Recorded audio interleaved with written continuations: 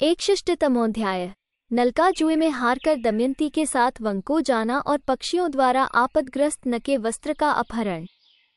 बृहदश्व मुनि कहते हैं, युधिष्ठिर, तदनंतर वार्ष्णेय के चले जाने पर जुआ खेलने वाले पुण्यश्लोक महाराज न के सारे राज्य और जो कुछ धन था उन सबका जुए में पुष्कर ने अपहरण कर लिया। 1 राजन, राज्य हार जाने पर नल से पुष्कर ने हंसते हुए कहा कि क्या फिर जुआ आरंभ हो?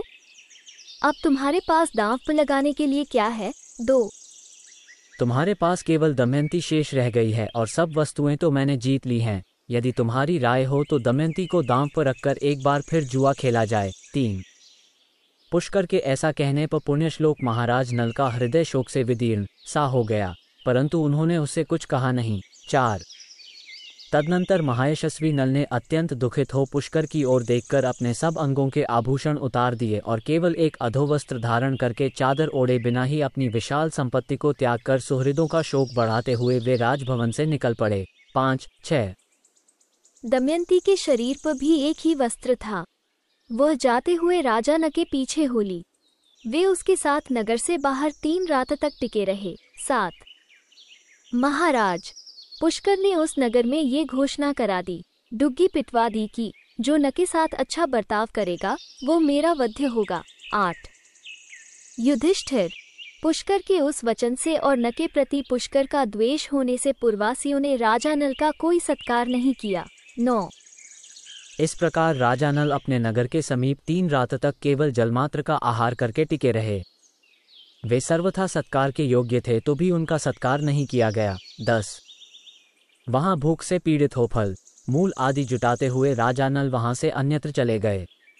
केवल दमयंती उनके पीछे पीछे गई। 11 इसी प्रकार नल बहुत दिनों तक क्षुधा से पीड़ित रहे।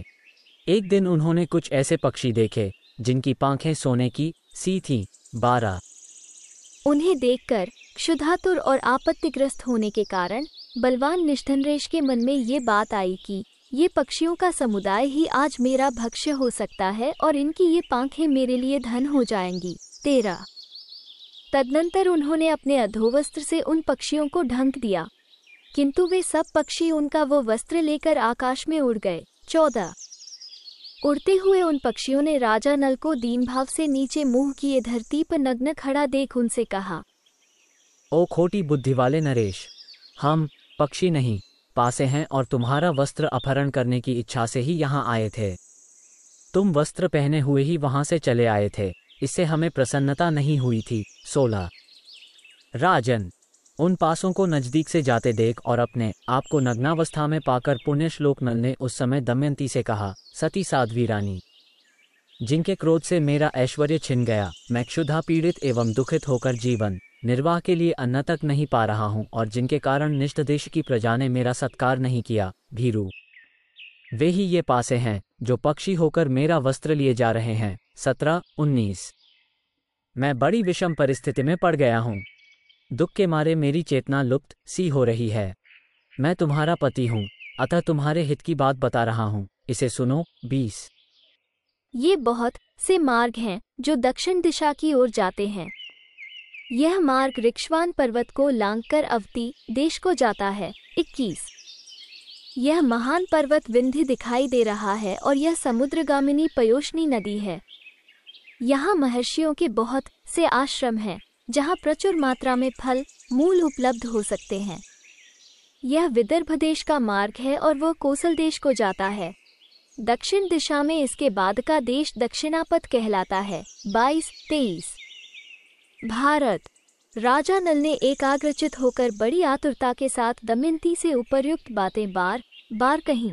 24 तब दमयंती अत्यंत दुख से दुर्बल हो नेत्रों से आंसू बहाती हुई गदवाणी में राजा नल से ये करुण वचन बोली। 25 महाराज, आपका मानसिक संकल्प क्या है? इस पर जब मैं बार बार विचार करती हूँ तब मेरा हृदय उद्विग्न हो उठता है और सारे अंग शिथिल हो उठते हैं। आपका राज्य छिन गया, धन नष्ट हो गया, आपके शरीर पर वस्त्र तक नहीं रह गया तथा आप भूख और परिश्रम से कष्ट पा रहे हैं। ऐसी अवस्था में इस निर्जन वन में आपको असहाय छोड़कर मैं कैसे जा सकती हूँ? महाराज, जब आप भयंकर वन में थके मांदे भूख से पीड़ित हो अपने पूर्व सुख का चिंतन करते हुए अत्यंत दुखी होने लगेंगे। उस समय मैं सांत्वना द्वारा आपके संताप का निवारण करूंगी।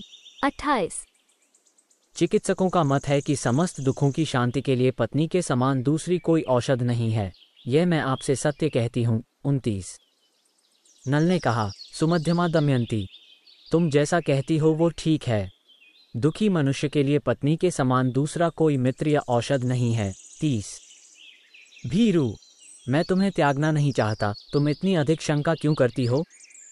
अनिदिते, मैं अपने शरीर का त्याग कर सकता हूँ पर तुम्हें नहीं छोड़ सकता। 31। दमयंती ने कहा, महाराज, यदि आप मुझे त्यागना नहीं चाहते तो विदर्भ देश का मार्ग क्यों बता रहे हैं? 32। राजन, मैं जानती हूँ कि आप स्वयं मुझे नहीं त्याग सकते, परंतु महीपते इस घोर आपत्ति ने आपके चित्त को आकर्षित कर लिया है, इस कारण आप मेरा त्याग भी कर सकते हैं। 33। नरश्रेष्ठ, आप बार बार जो मुझे विदर्भ देश का मार्ग बता रहे हैं, देवोपम आर्यपुत्र, इसके कारण आप मेरा शोक ही बढ़ा रहे हैं। 34। यदि आपका यह अभिप्राय हो कि दमयंती अपने बंधु बांधवों के यहाँ चली जाए तो आपकी सम्मति हो तो हम दोनों साथ ही विदर्भ देश को चलें। 35। मानद, वहाँ विदर्भ नरेश आपका पूरा आदर सत्कार करेंगे। राजन, उनसे पूजित होकर आप हमारे घर में सुखपूर्वक निवास कीजिएगा। 36। इति श्री महाभारते वनपर्वणि नलोपाख्यान पर्वणि नलवन्यात्रायम 61 अध्याय। 61।